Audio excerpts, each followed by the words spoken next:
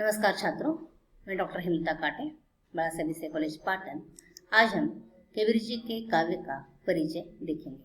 कबीर भक्तिकालीन कवि, ज्ञानाश्रय शाखा के आद्य प्रवर्तक कवि, जिनके ईश्वर निर्गुण निराकार है। इनका हमने सामान्य परिचय देख लिया है। एक अनपढ़ निरक्षर कवि जिन्होंने समाज को अपने अनुभूति के माध्यम से एक एक अनमोल विचार दिए हैं। उन विचारों पर आधारित ही कबीर जी के काव्य की पक्ष की समीक्षा की जाती है, अतः उनके काव्य का परिचय यह हम आज देख लेंगे। कबीर जी के काव्य का परिचय हम दो रूपों में देखते हैं। मैंने तो वैसे आपको बार बार अनेक बार बताया है कि किसी भी साहित्य का अध्ययन या किसी भी साहित्य की आलोचना दो रूपों में की जाती है, एक भावपक्ष, दो कला पक्ष। कबीर जी का भावपक्ष यानी उस कविता का आशय, उस कविता में प्रस्तुत विचार, उस कविता में जो कवि ने मंथन किया है वो मंथन। अतः कबीर जी का विचार मंथन दो रूपों में चला है, एक सैद्धांतिक रूप में, दूसरा व्यवहारिक रूप में। सिद्धांत यानी व्यवहारिक जीवन में मनुष्य ने किस प्रकार जीना है, इस बारे में कबीर जी के प्रत्येक विचार में एक सिद्धांत है, नीतिमत्ता के सिद्धांत है। मनुष्य ने अपने जीवन में किस प्रकार रहना है, उसने किस प्रकार व्यवहार करना है, ये बताने का काम कबीर जी के इस भाव पक्ष में आपको मिलता है। इसलिए उनके काव्य में सिद्धांत पक्ष और व्यवहारिक पक्ष हमें दिखाई देता है। आज हम यहाँ कबीर जी के काव्य का भाव पक्ष देखेंगे, कुछ विशेषताएं देखेंगे, बाद में दूसरे वीडियो में अगली विशेषताएं हम देखेंगे। ये विशेषताएं क्या हैं वह देखने से पहले मैंने आपको पहले ही बताया कबीर जी के काव्य में ये विशेषता कैसे आई है। वास्तव में कबीर जी का पक्ष अनुभूति का पक्ष है, कारण कबीर जी निरक्षर कबीर है। वह कोई शास्त्रज्ञ विद्वान नहीं थे, एक शास्त्रज्ञ जानकारी रखने वाले कोई शास्त्रज्ञ नहीं थे। तथापि ऐसा कहा जाता है कि आपको कविता की रचना करनी है तो आपके लिए बड़ी बड़ी उपाधियों की आवश्यकता होती है, या आपके पास उतना ज्ञान होने की आवश्यकता होती है। लेकिन ये साहित्य होता है, ये जो कविता होती है, ये तो ईश्वर प्रदत्त होती है, वो प्रतिभा का काम होती है। और कबीर में यह प्रतिभा प्रभुत मात्रा में विद्यमान थी, और यह प्रतिभा के बल पर ही कबीर जी ने अपनी अनुभूति के विचारों को काव्य के माध्यम से प्रस्तुत किया है, कारण कबीर जी निरक्षर थे। अतः उन्होंने जो प्रस्तुत किया है वह काव्य कला की दृष्टि से भी बहुत ही अनमोल है। उनके काव्य कला के अनेक उदाहरण उनके काव्य में हमें मिलते हैं। उसकी विशेषताएं किस प्रकार है वह आगे। सैद्धांतिक पक्ष हमने कहा है, कबीर जी के ईश्वर निर्गुण है, और इनके काव्य की पहली विशेषता हमें मिलती है वह निर्गुणोपासना उनके काव्य में हमें मिलती है। कबीर जी ने निर्गुण निराकार परमात्मा की उपासना की है। यद्यपि उन्होंने अपने परमात्मा के लिए राम शब्द का प्रयोग किया है, लेकिन यह राम निर्गुण ईश्वर है, घट घट निवासी है। इनके राम पूरे चराचर में विद्यमान है, कारण कबीर जी ने स्पष्ट रूप में कहा है उनके राम दशरथ पुत्र राम नहीं है। दशरथ पुत्र राम अवतारवादी है, और कबीर जी के राम सृष्टि के कण कण में व्याप्त है, निर्गुण निराकार है, उसे आकार नहीं है, उसका रूप नहीं है, उसका रंग नहीं है। कबीर जी कहते हैं, दशरथ सुत तिहुलोक बखाना, राम नाम का मरम है आना। दशरथ सुत राम इनका गुणगान तिहु लोकों में है, लेकिन कबीर जी के जो राम हैं उनका मर्म अभी तक इंसान को पहचानना है। कबीर जी कहते हैं इनके ईश्वर के बारे में, इनके निर्गुण ईश्वर के बारे में, निर्गुण राम जपो हरे भाई, अर्थात कबीर जी ने निर्गुण ईश्वर का नामस्मरण किया है। दूसरी विशेषता मिलती है, उन्होंने अपने काव्य के माध्यम से ज्ञान का उपदेश दिया है। अपने इस निर्गुण ईश्वर की अगर आपको प्राप्ति करनी है तो ज्ञान बहुत आवश्यक है। बिना ज्ञान के आपको आपके निर्गुण ईश्वर की प्राप्ति नहीं हो सकती। कारण कबीर जी ज्ञान मार्गी शाखा के कवि रहे हैं। ज्ञान का उपदेश देकर जनता को जागरूक किया है। उनके अनुसार ज्ञान और योग की साधना से ही उस महान ब्रह्म का साक्षात्कार संभव है। अतः उन्होंने बाह्य आडंबरों का विरोध करते हुए मन से परमात्मा का ध्यान करने का उपदेश दिया है। जो व्यक्ति मन से परमात्मा का ध्यान करता है उसी व्यक्ति को सच्चे मायने में जीवन का परिचय होता है। कारण हमें जीवन में क्या करना है वह ज्ञान के बल पर ही हम तय कर सकते हैं। कबीर जी कहते हैं, चींटी के पैर नेवर बाजे तो भी साहिब सुनता है। चींटी इतनी सी नन्ही सी चींटी होती है, वह अपना काम चुपचाप करती है, किसी को पता भी नहीं चलता, लेकिन ऊपर जो साहिब बैठा है उसे पता चलता है। कबीर जी का यह ज्ञान का उपदेश इस प्रकार है कि आप अपना कर्म करते रहिए। आप अपना कर्म करेंगे तो निश्चित रूप से आपको उसका फल मिलेगा। यह ज्ञान है, यही ज्ञान इंसान को होना चाहिए। उसके बारे में चर्चा करने की या मैं कर्म कर रहा हूँ ये बताने की आवश्यकता नहीं है। चींटी के जैसे कर्म करते रहो, ऊपर साहिब बैठा है, उसे अपने आप आपका परिचय हो जाएगा। ये ज्ञान की बातें कबीर जी ने अपने विचारों के माध्यम से प्रस्तुत की है। अगले उनके काव्य की विशेषता मिलती है नाम की महत्ता। उन्होंने निर्गुण ईश्वर के लिए नामस्मरण के लिए महत्वपूर्ण स्थान दिया है। मैंने पहले व्याख्यान में या पहले जब कबीर जी का परिचय दिया तब आपको बताया था कि कबीर जी ने जो निर्गुण ईश्वर जो बताया है, ये निर्गुण ईश्वर सृष्टि के चराचर में व्याप्त है। मेरी दृष्टि से मैंने जो निर्गुण ईश्वर की कल्पना की है वो निर्गुण ईश्वर इस प्रकार है कि निर्गुण ईश्वर यानी आपके जीवन का एक कोई उचित ध्येय, आपका गोल, आपका उद्देश्य, ये आपके लिए ईश्वर होना चाहिए।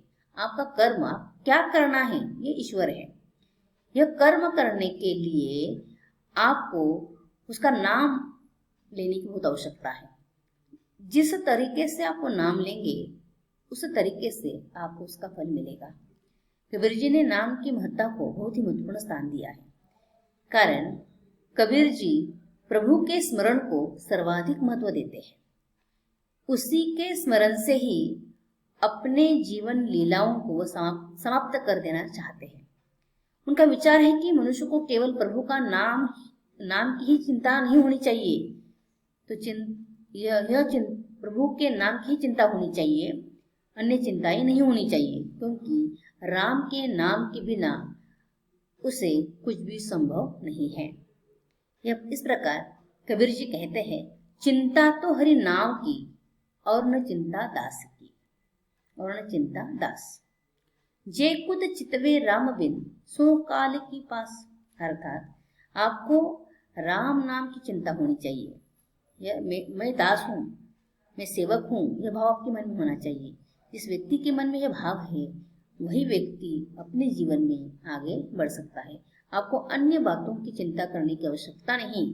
जो आप कर्म करेंगे, जो आप जीवन में ध्येय निश्चित करेंगे, जो आपका निर्गुण ईश्वर होगा, उस ईश्वर का नाम स्मरण आपके मुख में हमेशा होना चाहिए।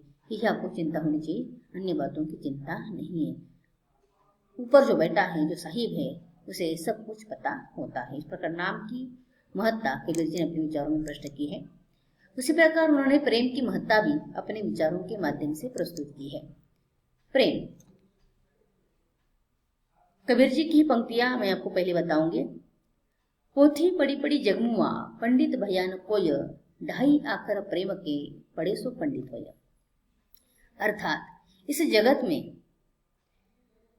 अनेक ज्ञान प्राप्त करने वाले व्यक्ति है, परंतु अगर उनके ओठों पर, उनके मन में दूसरों के प्रति प्रेम भावना नहीं है तो उनका यह ज्ञान पूर्णतः व्यर्थ है। कबीर जी की दृष्टि से तो वही पंडित नहीं है जिसके ओठों पर या प्रेम के 2.5 अक्षर उसने प्राप्त नहीं किए, वो पंडित नहीं है। जिसके पास ये प्रेम के 2.5 अक्षर है वही वास्तव में पंडित है। कारण भक्ति में ताकत होती है, प्रेम में ताकत होती है, और प्रभु के प्रति जितना गहन अनन्य प्रेम होगा उतना वह प्रभु आपको अधिक फल देगा या आपका प्रभु आपको प्राप्त हो जाएगा।